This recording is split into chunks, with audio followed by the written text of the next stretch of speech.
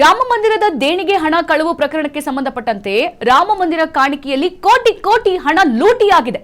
ದೇಣಿಗೆ ಎಣಿಕೆ ತಂಡದಲ್ಲಿದ್ದಂತಹ 8 ಆರೋಪಿಗಳ ಬಂಧನ ಆಗಿದೆ. ಎಸ್ಸಿ ಕುರಿತಂತೆ ಅಪ್ಡೇಟ್ ಸಿಗ್ತಾ ಇದೆ.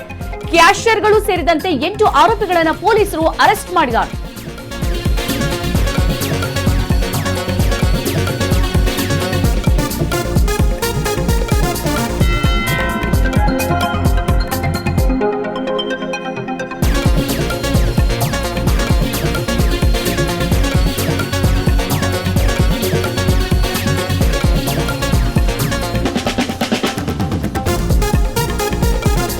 ರಾಮಮಂದಿರದ ದೇಣಿಗೆ ಹಣ ಕಳವು ಪ್ರಕರಣಕ್ಕೆ ಸಂಬಂಧಪಟ್ಟಂತೆ ಸದ್ಯ ರಾಮಮಂದಿರ ಕಾಣಿಕೆಯಲ್ಲಿ ಕೋಟಿ ಕೋಟಿ ಹಣ ಲೂಟಿಯಾಗಿತ್ತಲ್ಲ, ಈಗ ದೇಣಿಗೆ ಎಣಿಕೆ ತಂಡದಲ್ಲಿದ್ದಂತಹ 8 ಆರೋಪಿಗಳನ್ನ ಬಂಧಿಸಲಾಗಿದೆ. ಕ್ಯಾಶಿಯರ್ಗಳು ಸೇರಿದಂತೆ 8 ಆರೋಪಿಗಳನ್ನ ಸದ್ಯ ಪೊಲೀಸರು ಬಂಧಿಸಿದ್ದಾರೆ. ಅಯೋಧ್ಯೆ ಠಾಣೆಯಲ್ಲಿ ಎಫ್ಐಆರ್ ಹಾಗೆ ದೇಣಿಗೆ ತಂಡದಲ್ಲಿದ್ದವರ ಕೈಗೆ ಕೋಳ ಹಾಕಲಾಗಿದೆ. ಗಮನಿಸಿದ್ರಿ, ಮೊನ್ನೆಯಷ್ಟೇ ಸುದ್ದಿ ಬಿತ್ತರಿಸಿತ್ತು.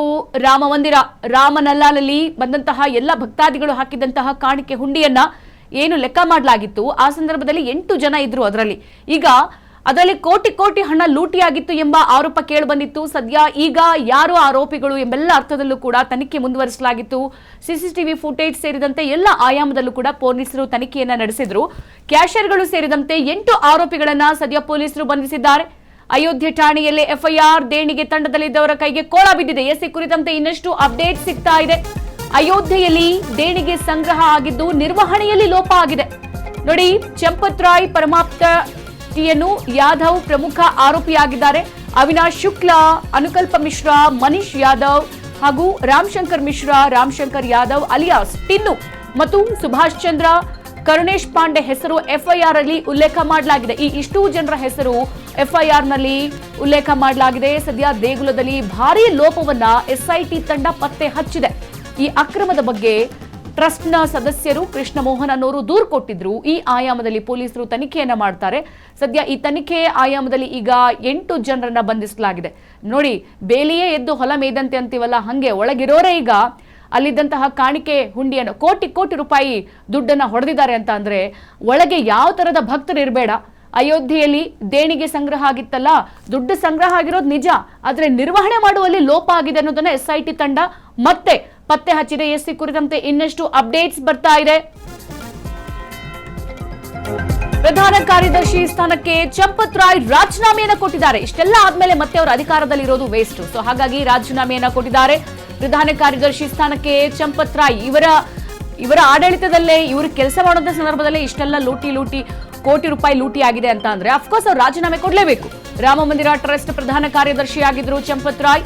ಈಗ ಆಪ್ತನ ಬಂಧನ ಬೆನ್ನಲ್ಲೇ ಚಂಪತ್ ರಾಯ್ ರಾಜೀನಾಮೆಯನ್ನ ಕೊಟ್ಟಿದ್ದಾರೆ. ನಿನ್ನೆ ಚಂಪತ್ ಆಪ್ತ ಟಿನ್ನು ಯಾದವ್ ಅವರನ್ನ ಪೊಲೀಸರು ಬಂಧಿಸಿದ್ರು. ವಿಶ್ವ ಹಿಂದೂ ಪರಿಷತ್ ನಿರ್ದೇಶನ ಮೇರೆಗೆ ಈಗ ಸದ್ಯ ರಾಜೀನಾಮೆಯನ್ನ ಕೊಟ್ಟಿದ್ದಾರೆ. ನೋಡಿ, ಈಗ ಅವರ ಆಡಳಿತಾವಧಿಯಲ್ಲಿ ಅವರು ಒಂದು ಉನ್ನತ ಹುದ್ದೆಯಲ್ಲಿದ್ದಾರೆ ಅಂತ ಅಂದ್ರೆ ಅವರ ಕೆಳಗಿರೋರನ್ನ ಕೆಲಸ ಸರಿಯಾಗಿ ಮಾಡಿಸ್ಬೇಕು. ಈಗ ಅವರ ಒಂದು ನೇತೃತ್ವದಲ್ಲಿ ಇಷ್ಟೆಲ್ಲ ಜನರು 8 ಜನರು ಕೋಟಿ ರೂಪಾಯಿ ಲೂಟಿ ಮಾಡಿದ್ದಾರೆ ಅಂತ ಅಂದ್ರೆ ಅದು ಅವ್ರಿಗೆ ಕಪ್ಪು ಚುಕ್ಕೆ. ಹಾಗಾಗಿ ಅವರು ರಾಜೀನಾಮೆ ಕೊಡ್ಲೇಬೇಕು. ಸದ್ಯ ಈಗ ಪ್ರಧಾನ ಕಾರ್ಯದರ್ಶಿ ಸ್ಥಾನಕ್ಕೆ ಚಂಪತ್ ರಾಯ್ ಅನ್ನೋರು ರಾಜೀನಾಮೆಯನ್ನ ಕೊಟ್ಟಿದ್ದಾರೆ.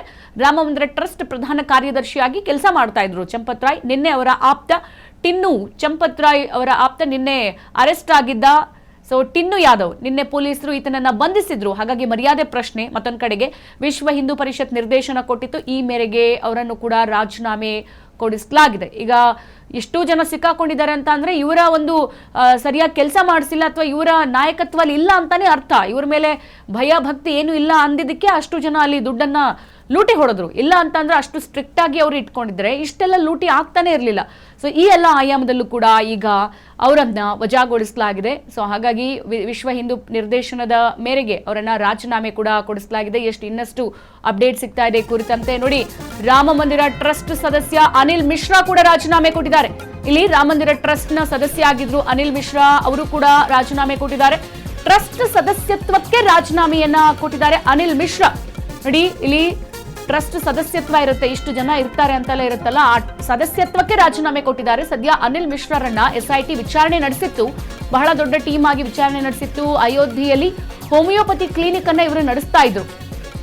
ಹಾಗಾಗಿ RSS ನ ಹಿರಿಯ ಸದಸ್ಯ ಆಗಿದ್ರು ಅನಿಲ್ ಮಿಶ್ರಾ.